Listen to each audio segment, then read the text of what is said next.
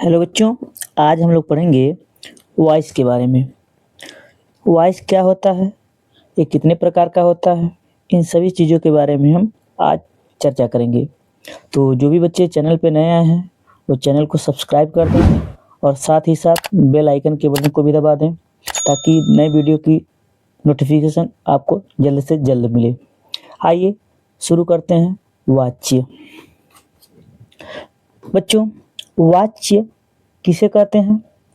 हिंदी में इसका हम डिफिनीशन जानेंगे। वॉइस को हिंदी में वाच्य कहते हैं। अभी होता क्या है?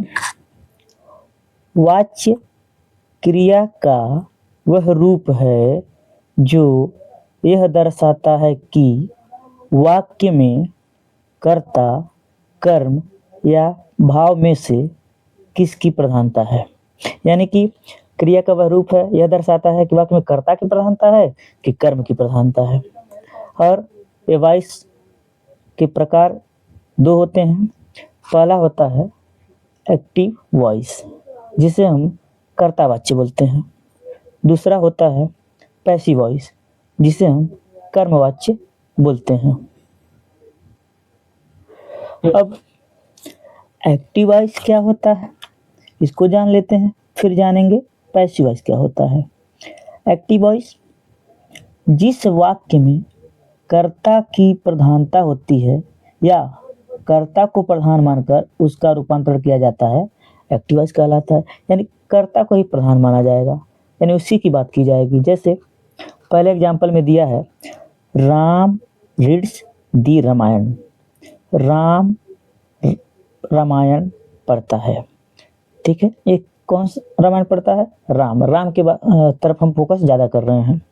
लेकिन पैसिव वॉइस में जिस वाक्य में कर्म की प्रधानता होती है, यानी हम लोग कर्म को प्रधान मानकर उसका रूपांतरण करते हैं, पैसिव वॉइस कहलाता है।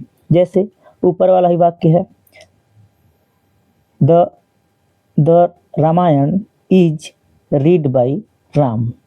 यानी कि अब रामायण पढ़ा जा रहा है राम के द्वारा, यानी अब जो है हम ऑब्जेक्ट को प्रधान मान रहे हैं। अब ध्यान दें, पैसिव वॉइस मुख्यतः 3 प्रकार के वाक्यों के बनाए जाते हैं। वैसे तो वाक्य हमारे 5 होते हैं, लेकिन पैसिव वॉइस 3 का हम लोग बनाते हैं। जैसे पहला है असर्टिव सेंटेंस का। आपको सेंटेंस में हम बताए थे कि असर्टिव सेंटेंस जो 2 प्रकार का होता है बताए थे। एक अफर्मेटिव सेंटेंस यानी साधारण वाक्य, एक बताए थे निगेटिव सेंटेंस यानी साधारण वाक्य बनाएंगे फिर निगेटिव सेंटेंस बनाएंगे। फिर दूसरा बताए थे आप लोगों को इंट्रोगेटिव सेंटेंस के बारे में।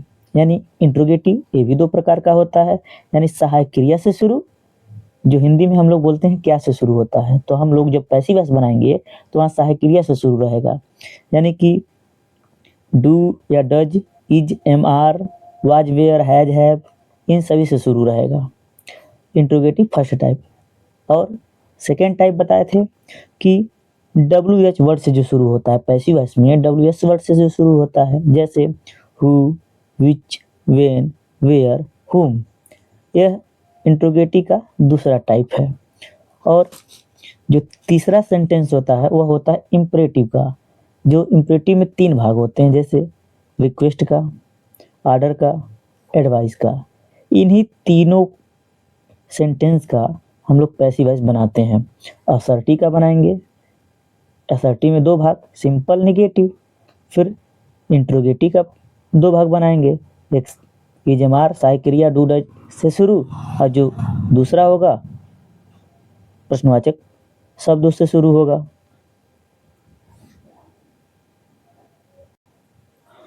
और तीसरा इम्परेटिव सेंटेंस का बनाएंगे।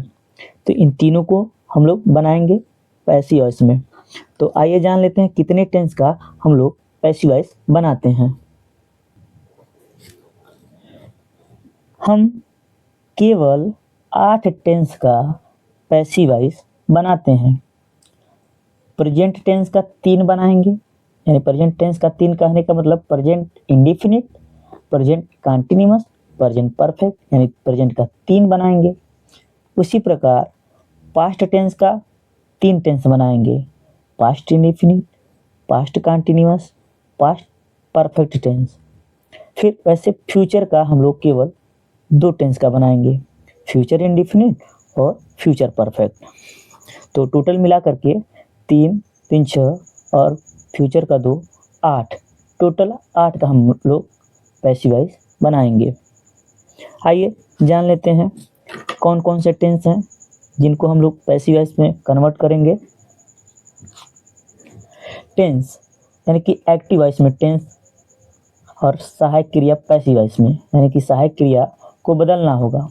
मान लीजिए कि प्रेजेंट इंडेफिनिट है, प्रेजेंट इंडेफिनिट है जिसकी सहायक क्रिया होती है डू डज, लेकिन हमने यस और यस क्यों लिखा है? क्योंकि जब हम सिंपल वाक्य देखेंगे यानी अफर्मेटिव सेंटेंस देखेंगे तो उसमें हमें पहचान के रूप में यस और यस दिखाई देगा। इस कारण से हमने यहाँ यस और यस लिख दिया है। हालांकि सहायक क्रिया क्या होता है? Do does. तो जब हम डू डज देख लेंगे और यस यस देख लेंगे सिंपल वाक्यों में, हम उसका सहायक क्रिया बदल देंगे इज एम आर में, यानी कि प्रेजेंट इंडेफिनिट टेंस का सहायक क्रिया पैसिव वॉइस में इज एम आर होगी।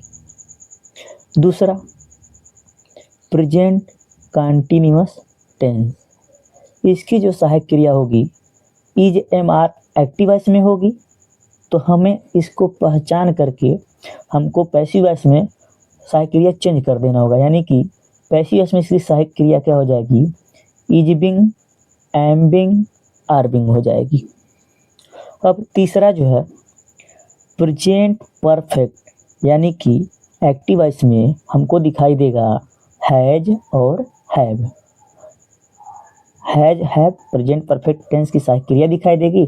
हमको चेंज करना है पैसिव वॉइस में, केवल बीन लगाना है, यानी कि हैज बीन और हैव बीन। किसके साथ हैज बीन और किसके साथ हैव बीन, ये हम लोग बनाते वक्त जानेंगे। चौथा अब आता है, प्रेजेंट का तीनों हो गया, अब चौथा जो आता है पास्ट इंडेफिनिट का बनाने के लिए। पास्ट इंडेफिनिट में अगर वाक्य साधारण है या सिंपल है तो हमें वहाँ पे सेकंड फॉर्म दिखाई देगा, और जब वाक्य निगेटिव होगा तो हमें वहाँ पे सहायक क्रिया डिड दिखाई देगी। तो हमें पहचान जाना होगा कि जब सेकंड फॉर्म हो और डिड हो तो यह जो है पास्ट इंडेफिनिट है, और इसको हम लोग पैसिव वॉइस बनाते समय उसमें सहायक क्रिया वाज और वेयर का प्रयोग करेंगे। पांचवा है पास्ट कंटीन्यूअस, यानी कि सहायक क्रिया के रूप में हमको दिखाई देगा वाज और वेयर। तो उसके बाद हम क्या करेंगे? वाज वेयर देखते ही हम उसकी सहायक क्रिया बदल देंगे वाज बिंग वेयर बिंग में, यानी कि पैसिव वॉइस बनाते समय वाज वेयर को देखते हुए हम क्या लगा देंगे? वाज बिंग वेयर बिंग सहायक क्रिया बना देंगे। अब छठवां है पास्ट परफेक्ट, यानी कि सहायक क्रिया के रूप में हमको दिखाई देगा हैड। हम इसको चेंज कर देंगे कहाँ पे? हैड बीन में, यानी कि सहायक क्रिया बदल जाएगी हैड की हैड बीन में। ये रहा 3 पास्ट का। अब हम बात करते हैं फ्यूचर की। फ्यूचर इंडेफिनिट जिसकी सहायक क्रिया विल या शैल होती है टेंस में, लेकिन पैसिव वॉइस में सहायक क्रिया विल भी या शैल भी होती है।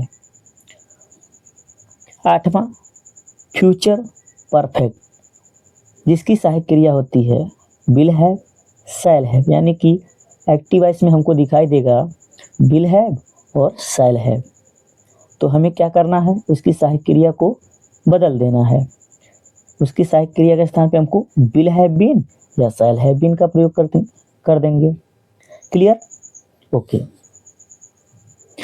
हेलो बच्चों, हमने जान लिया कि कितने टेंस का हम लोग एक्टिव वॉइस से पैसिव वॉइस बनाएंगे। और ध्यान से बच्चों आज के वीडियो में देखना, क्योंकि आप लोग गलती करते हैं, बैठते हैं पीछे और देखते हैं नीचे, इसलिए आपको समझ नहीं आता है। तो इस वीडियो को ध्यान से देखिएगा।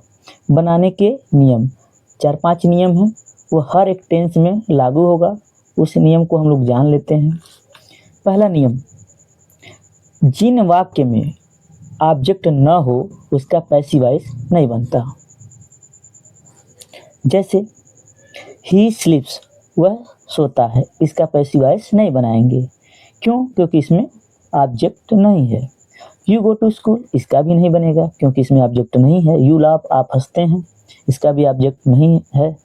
ही वीप्स, वह रोता है, इसका ऑब्जेक्ट नहीं है। इसलिए इन सब का, हंसने का, जाने का, रोने का, सोने का पैसिव वॉइस नहीं बनता है। अर्थात कहने का अर्थ है इनट्रांजिटिव वर्ब का पैसिव वॉइस नहीं बनता, केवल ट्रांजिटिव वर्ब का बनता है। अब दूसरा रूल है, इसमें सब्जेक्ट को ऑब्जेक्ट तथा ऑब्जेक्ट को सब्जेक्ट बना देते हैं। जैसे कहने का मतलब, हम लोग कोई सेंटेंस बनाते हैं तो सबसे पहले सब्जेक्ट होता है, लास्ट हमारा ऑब्जेक्ट होता है। लेकिन हम पैसिव वॉइस बनाते समय जो पीछे का हमारा ऑब्जेक्ट होगा शुरू में लाके सब्जेक्ट बना देंगे, और जो शुरू का सब्जेक्ट होगा पीछे ले जाकर के ऑब्जेक्ट बना देंगे। कहने का अर्थ यही है। आगे, कर्ता तथा कर्म के रूप में आने वाले शब्दों का परिवर्तन निम्न प्रकार करते हैं। जैसे अगर आ जाए ही, यानी कि शुरू में ही आए तो लास्ट में हिम कर देंगे। शुरू में अगर सी आए सब्जेक्ट के रूप में तो लास्ट में हर कर देंगे। इट का नो चेंज, इट आए तो इट ही रहेगा। अगर कोई नाम आए, जैसे राम, रवि, कोई नाम आए तो नाम का हम लोग नाम ही रहेगा, यानी कि सेम रहने देंगे, कोई चेंजेस नहीं करेंगे। आई सब्जेक्ट के रूप में आ जाए तो हम लोग लास्ट में मी कर देंगे। वी आ जाए तो वी का हम लोग अस कर देंगे। यू का सेम रहता है, यू नो चेंज। दे आ जाए, दे का हम लोग देम कर देंगे। अब इसके अतिरिक्त अगर ऑब्जेक्ट के रूप में हमारा आ जाए हिम, यानी कि पीछे हमारा रहे हिम, तो शुरू में लाएंगे उसको लिख देंगे ही। यदि आए हर तो शुरू में ला करके उसको लिखेंगे सी, लेकिन इट वही रहेगा, नाम वही रहेगा। और मी, पीछे अगर मी है तो शुरू में लाएंगे तो आई बनेगा, यानी कि कहने का आई शुरू में रहे तो पीछे मी, पीछे मी रहे तो शुरू में आई बनेगा। सेम इसी प्रकार अस रहे पीछे तो शुरू में लाएंगे तो वी बनेगा। यू रहे पीछे तो शुरू में लाएंगे तो यू ही रहेगा, ये नो चेंज होता है, दे का देम हो जाता है। अर्थात आप एक याद करते हैं तो आपको सारा याद हो जाता है। जैसे ही हिम हो जाएगा, हिम ही हो जाएगा। सी आए तो हर हो जाएगा, हर आए तो सी हो जाएगा। It, it no change. Ram, नाम नो चेंज। आई का मी का आई। वी का अस का वी। यू का सेम नो चेंज। देम तो दे का देम का देम। आगे,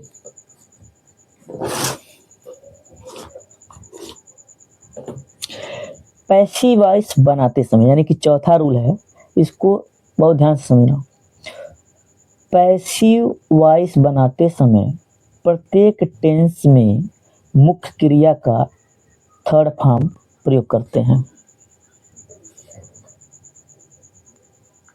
और पांचवा जो रूल है, सब्जेक्ट के पहले हमेशा बाई का प्रयोग करते हैं। यानी कि अगर हम शुरू में सब्जेक्ट वाले को ले जाएंगे पीछे तो उसके पहले हम क्या लगा देंगे, बाई लगा देंगे। जैसे यहाँ रूल के हिसाब से समझ लेते हैं एग्जाम्पल।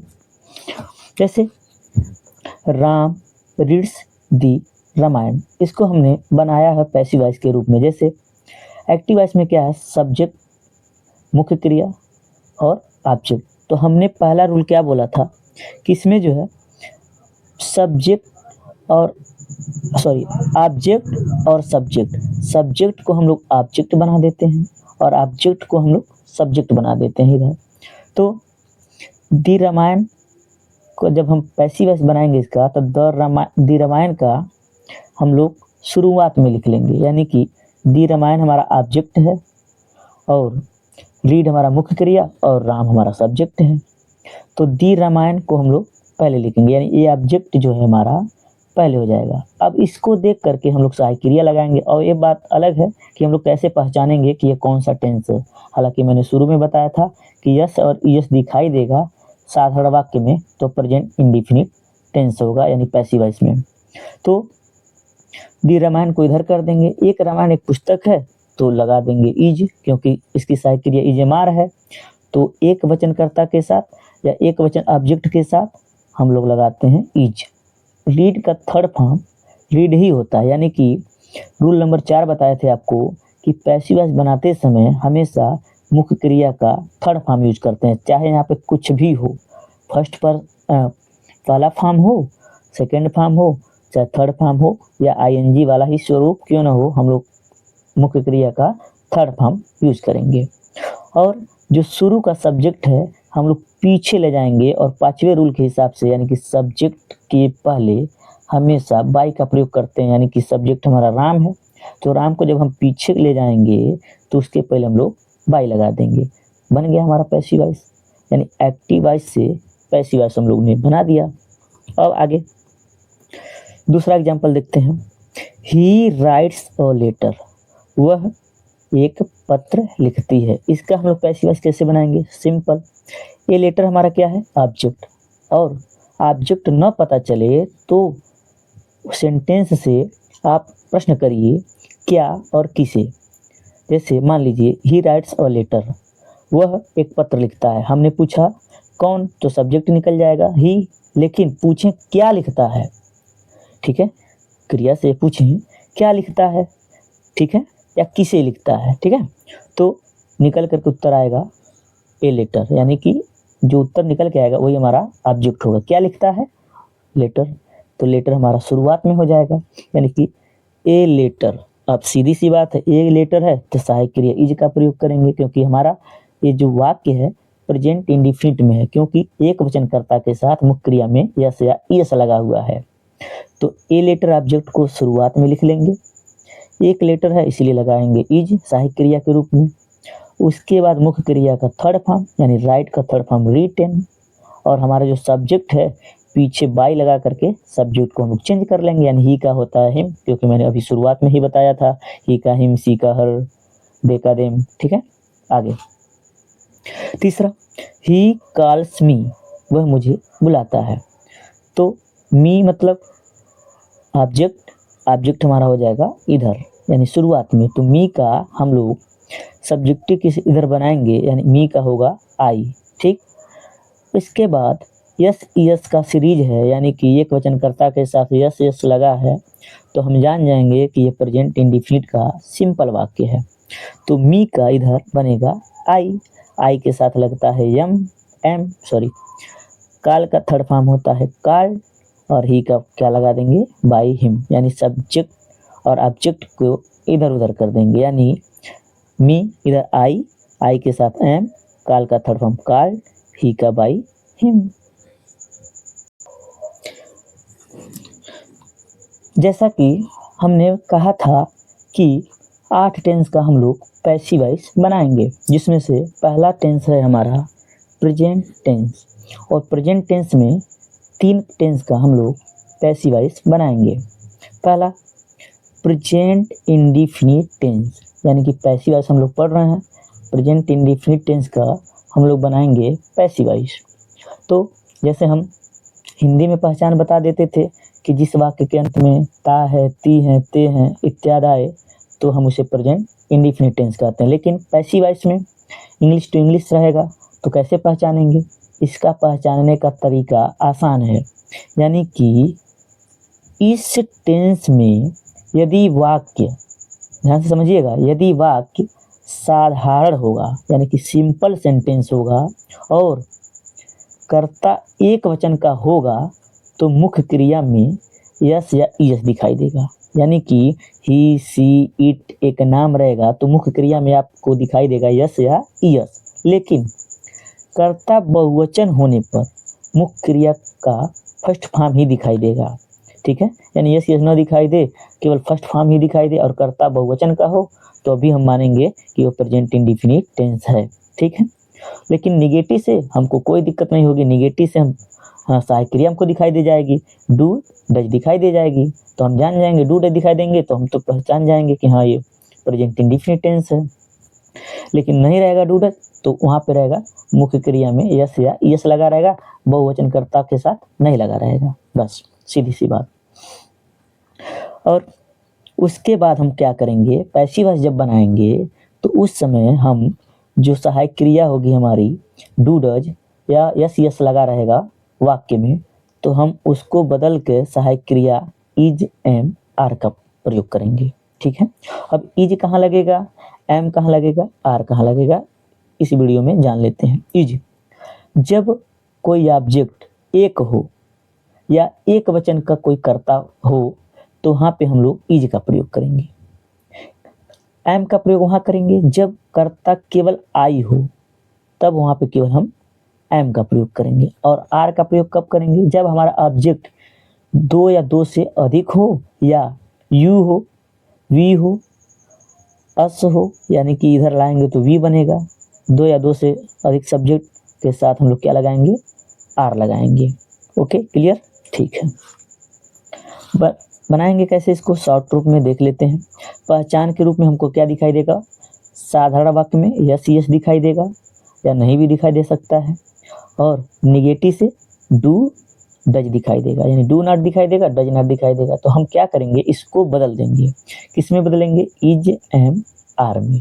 ठीक है, आगे अब हम लोग पहले सेंटेंस को बनाएंगे, वो भी साधारण वाक्य की, यानी कि अफर्मेटिव सेंटेंस को बनाएंगे। जैसा कि हमने बोला था कि असर्टिव और इंट्रोगेटिव और इम्परेटिव तीन सेंटेंस को ही पढ़ना है। जैसा कि असर्टिव में दो भाग होता है, अफर्मेटिव और निगेटिव, अफर्मेटिव और निगेटिव, और इंट्रोगेटिव में भी दो भाग। तो सबसे पहले हम लोग पढ़ेंगे अफर्मेटिव यानी कि साधारण वाक्य को।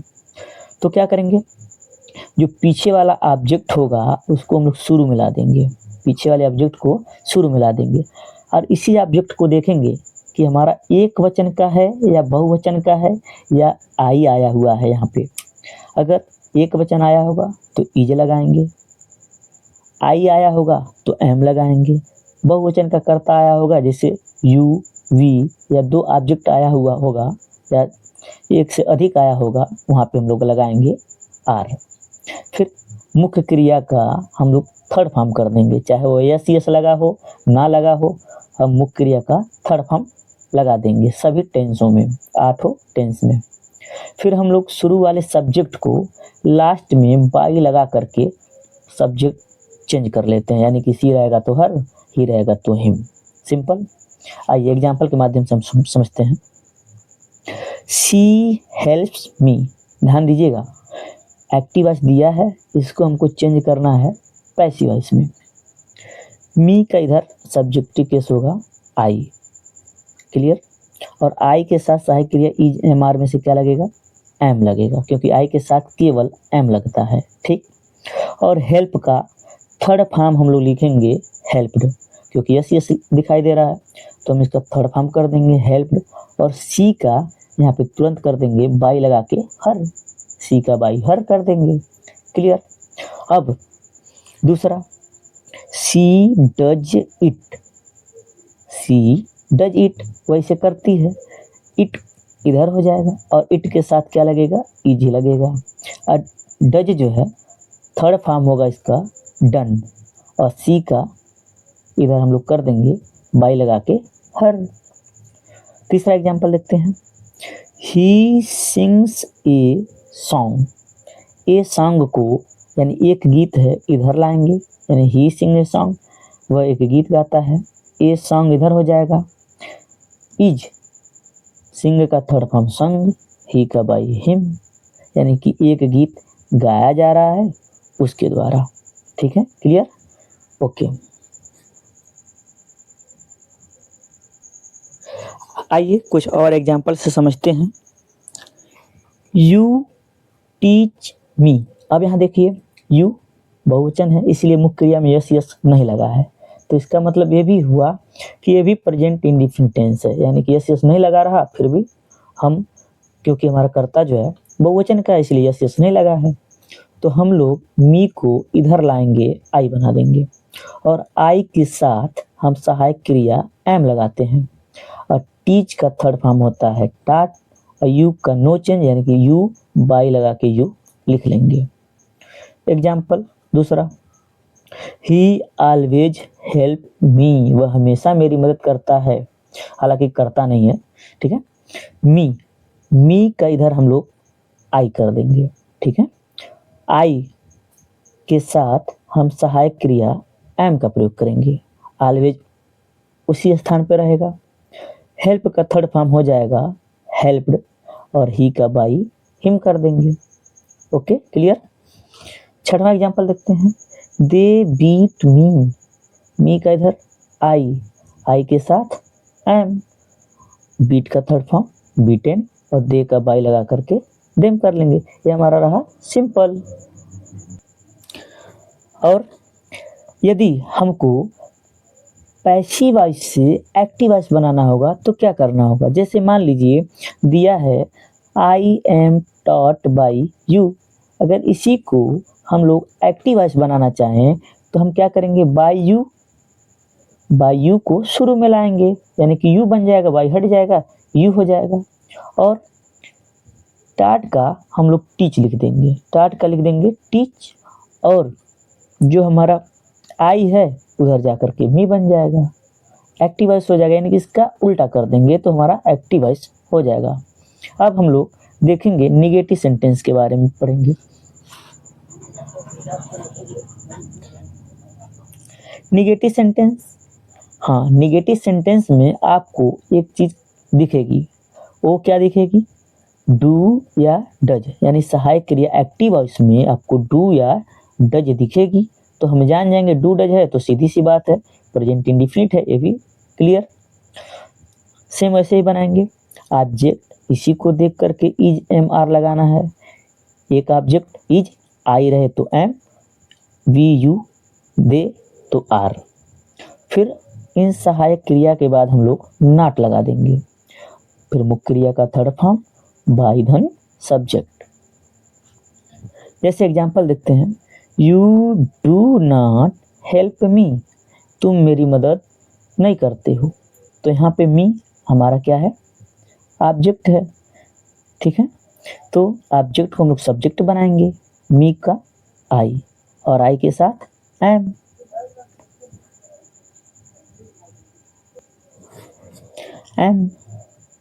उसके बाद नॉट, हेल्प का थर्ड फॉर्म हेल्प, और यू का बाय यू लिख देंगे। दूसरा एग्जांपल देखते हैं, he does not abuse them, वह उन्हें गाली नहीं देता है, तो देम का इधर क्या बनेगा, दे, क्योंकि मैंने बताया था आपको, दे का देम, सी का हर, ठीक है। देम का इधर आकर के बनेगा दे के साथ सहायक क्रिया लगाएंगे आर, तो यहाँ पे लगा दिए आर। अब नहीं नॉट है तो अपनी जगह पे रहेगा, यानी कि नॉट, और अब्यूज का थर्ड फॉर्म अब्यूज हो जाएगा, और ही का बाई लगा करके हिम लिख देंगे। क्लियर। आगे, I do not play the flute, मैं बांसुरी नहीं बजाता हूँ, ठीक है, हालांकि आता ही नहीं है तो बजाएंगे क्या, ठीक है। दी फ्लूट को हम लोग यहाँ लिख देंगे, यानी कि शुरुआत में लिख देंगे, ऑब्जेक्ट को इधर सब्जेक्ट बना देंगे, ठीक है। अब दी फ्लूट यानी एक फ्लूट की बात हो रही है, इसलिए लगेगा इज, और नहीं के लिए यानी नॉट दिया है पहले से ही तो नॉट होगा। प्ले का थर्ड फॉर्म प्लेड, और आई का बाई लगा करके मी लिख देंगे। क्लियर। आगे, you do not sing a song, तुम गाना नहीं गाते हो, ठीक है। अब ए सॉन्ग है, ए सॉन्ग को लिखेंगे इधर, ए सॉन्ग, एक सॉन्ग है तो उसकी सहायक क्रिया क्या लिखेंगे, इज, नहीं आ गया यानी नॉट अपनी जगह पे रहेगा। सिंग का थर्ड फॉर्म संग, यू का बाई यू। क्लियर। पांचवा एग्जांपल है, सी डज नॉट बीट अस, वह मुझे नहीं मारती है, ठीक है, या हमें नहीं मारती है, सॉरी। अस का इधर होगा वी के साथ लगेगा आर, क्योंकि वी के साथ सहायक क्रिया आर का प्रयोग करेंगे। नॉट अपनी जगह पे ही रहेगा। बीट का थर्ड फॉर्म होता है बीटेन, और सी का बाई हर लिख देंगे। क्लियर। तो हम लोगों ने जाना अफर्मेटिव सेंटेंस, निगेटिव सेंटेंस के बारे में। अब हम इंट्रोगेटिव सेंटेंस को बताएंगे कि इसका किस प्रकार से पैसिव वॉइस बनाएंगे। पहले तो जान लें प्रश्नवाचक वाक्य दो प्रकार का होता है, जैसे कि मैंने सेंटेंस वाले वीडियो में बताया था कि प्रश्नवाचक वाक्य दो प्रकार के होते हैं। पहला जो होता है टाइप 1, यानी कि क्या से प्रश्न पूछा जाता है। जब क्या से प्रश्न पूछा जाता है तो सहायक क्रिया पहले आता है, यानी कि कहने का अर्थ पैसिव वॉइस में सहायक क्रिया पहले दिखाई देगा, यानी कि डू डज पहले दिखाई देगा। तो हम क्या करेंगे पैसिव वॉइस बनाते समय, हम लोग पैसिव वॉइस बनाते समय पैसिव वॉइस का सहायक क्रिया इज एम आर को पहले लिखेंगे, ठीक है, इज एम आर को पहले लिखेंगे, ठीक है, क्लियर। जैसे इज एम आर, ठीक है, फिर ऑब्जेक्ट। इज एम आर किसको देख के लगाना है, ऑब्जेक्ट को देख के लगाना है। मुख्य क्रिया का third form by subject. Question mark जरूरी लगाना है क्योंकि इंट्रोगेटिव सेंटेंस है तो क्वेश्चन मार्क का चिन्ह तो होना ही होना है।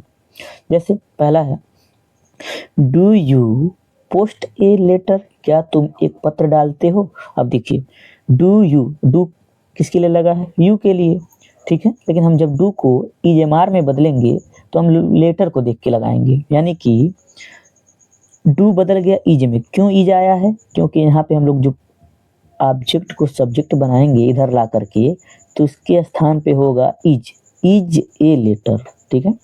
पोस्ट का थर्ड फॉर्म होगा पोस्टेड, यू का बाई यू, क्लियर। इसी प्रकार से दूसरा एग्जांपल है डज सी, क्या वह, यानी कि क्या से शुरू है तो does she wash the clothes, क्या वह कपड़े धुलती है, क्लियर। आगे तो दी क्लोथ्स जो है ज़्यादा है, यानी कपड़ा में यस लगा है, यानी कि पहले से ही बता रहा है कि कपड़े हैं ज़्यादा हैं, तो कपड़े ज़्यादा हैं तो उसके स्थान पे हम लोग क्या लिखेंगे, आर का प्रयोग करेंगे। आर दी क्लोथ्स, वॉश का थर्ड फॉर्म वॉश्ड, और सी का बाई हर, यानी डू डज को हम लोग इज एम आर में बदल दे रहे हैं, किसको देख करके, ऑब्जेक्ट को देख करके, क्लियर। तीसरा does she knit the sweater, क्या वह स्वेटर बुनती है, ठीक है। जैसे कि ठंडियों का मौसम में स्वेटर लोग बुनते हैं ना, लेकिन अब तो रेडीमेड आ रहा है, ठीक है, और सब लोग मशीनों से बिना बनाया पहन रहे। पहले लोग कुर्सा चलाते थे लेकिन अब नहीं चलाते हैं, तो अब नहीं चलाते हैं। जैसे दी स्वेटर को एक स्वेटर है तो इसलिए लिख देंगे इज दी स्वेटर। नीट का थर्ड फॉर्म नीटेड और सी का बाई हर, क्लियर, ठीक है।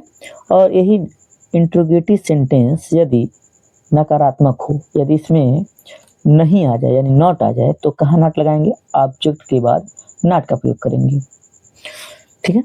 जैसे डू यू नॉट रिस्पेक्ट मी, क्या तुम मेरी सम्मान नहीं करते हो, तो डू के जगह पे हम लोग इज एम आर का प्रयोग करेंगे, सीधी सी बात है। तो एम क्यों आया है, क्योंकि मी है, इधर आकर के आई बनेगा तो आई के लिए हम लोग लगा दिए हैं एम, एम आई, इसी के बाद नॉट। यहाँ पे सब्जेक्ट के बाद नॉट, लेकिन हम यहाँ पे ऑब्जेक्ट के बाद नॉट लगाएंगे क्योंकि ऑब्जेक्ट हमारा सब्जेक्ट बन गया, इसीलिए नॉट यहाँ पे आ जाएगा। एम आई नॉट रिस्पेक्ट का थर्ड फॉर्म रिस्पेक्टेड, यू का by you, clear. Does she not help us, वह मेरी मदद नहीं करती है, तो अस का इधर होगा वी, तो इसीलिए लगा है डज की जगह पे आर, वी क्योंकि अस का होता है we, are we not helped, she का बाई हर, क्लियर। यानी कि इंट्रोगेटिव का जो पहला टाइप है वह क्लियर हो गया। किससे शुरू रहेगा, सहायक क्रिया डू डज से शुरू रहेगा, हम इज एम आर से शुरू कर देंगे, क्लियर। और अब हम टाइप 2 के बारे में जानते हैं, यानी इंट्रोगेटिव सेंटेंस में टाइप 2 क्या होता है। यानी कि हम आपको बताए थे कि दूसरे प्रकार का वह प्रश्नवाचक वाक्य जो वाक्यों के बीच में आते हैं, जैसे कब, क्यों, कैसे, कहाँ, जिसकी अंग्रेजी है why, what, where, when, how, कैसे, ठीक है। तो हम लोग पैसिव वॉइस बनाते समय क्या करेंगे, यह एक्टिव वॉइस में शुरू में ही दे दिया रहेगा, यानी इंग्लिश टू इंग्लिश रहेगा तो शुरू में ही दे दिएगा। तो उसके बाद हम क्या करेंगे, उस सहायक क्रिया को, ठीक है, यानी कि क्वेश्चन वर्ड को पहले लिख लेंगे, उसके बाद हम लोग लिखेंगे सहायक क्रिया को, ठीक है। यानी कि कहने का अर्थ आते हैं कि कब, क्यों, कैसे वाले वाक्य वाई, हाउ, व्हेन, व्हाट, ये सब पहले लिखा रहेगा तो हम लोग वैसे को ऐसे लिख देंगे। फिर सहायक क्रिया का प्रयोग करेंगे, इज एम आर का प्रयोग करेंगे ऑब्जेक्ट को देख कर, यानी पीछे वाले ऑब्जेक्ट को देख करके। मुख्य क्रिया का थर्ड फॉर्म बाई धन सब्जेक्ट, ठीक है, क्लियर। लास्ट में क्वेश्चन मार्क। जैसे Y do you learn the answer, ठीक है, तुम उत्तर क्यों याद करते हो, ठीक है। तो वाई अपनी जगह पर रहेगा, इससे कोई मतलब नहीं, कोई लेना देना नहीं है, वाई अपनी जगह पर रहेगा वाई। अब डू यू है तो यहाँ पे डू को हम लोग चेंज करेंगे इज एम आर में, लेकिन किसको देख करके, आंसर, एक आंसर है तो इसलिए लगा है इज द आंसर, ठीक है।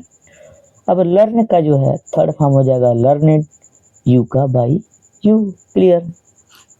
How do you ring the bell, how अपनी जगह पर रहेगा, यानी हाउ पहले ही उतर जाएगा, हाउ।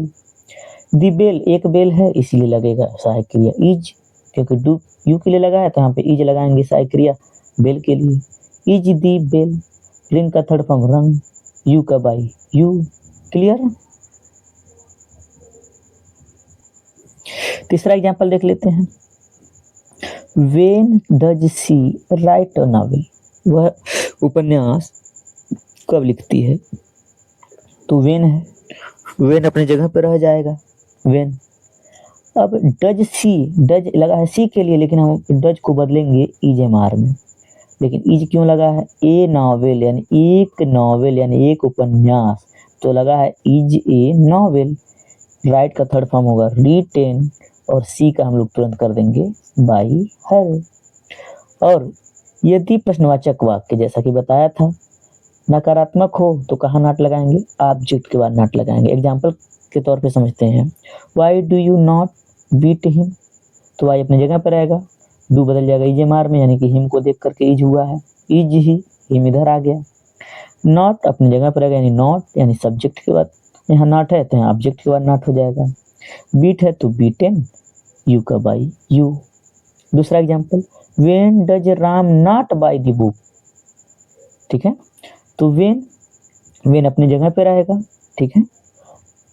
डज लगा है राम के लिए, लेकिन यहाँ पे इज लगाएंगे बुक के लिए, क्योंकि एक बुक है तो इज दी बुक, ज्यादा बुक रहता तो यहाँ पे आर दी बुक्स करते हैं, अगर यहाँ पे बुक्स रहता यानी यस लगा रहता तो यहाँ पे आर हो जाता, लेकिन यहाँ पे एक बुक है, यहाँ पे लगेगा is the book not, not by का third form but by Ram, clear. इस तरह से हम लोग टाइप 2 को बना लेंगे, ठीक है। तो आज की इस वीडियो में हमने एक्टिव वॉइस से पैसिव वॉइस बनाने के बारे में सीखा, वो भी प्रेजेंट का पहला भाग, और प्रेजेंट का पहला भाग यानी प्रेजेंट इंडिफिनिट को हम लोगों ने अच्छे से बनाया, ठीक है।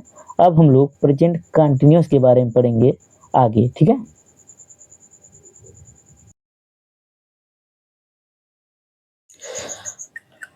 सॉरी बच्चों, हु का सीरीज छूट गया था, तो आज हम लोग हु को देख लेंगे।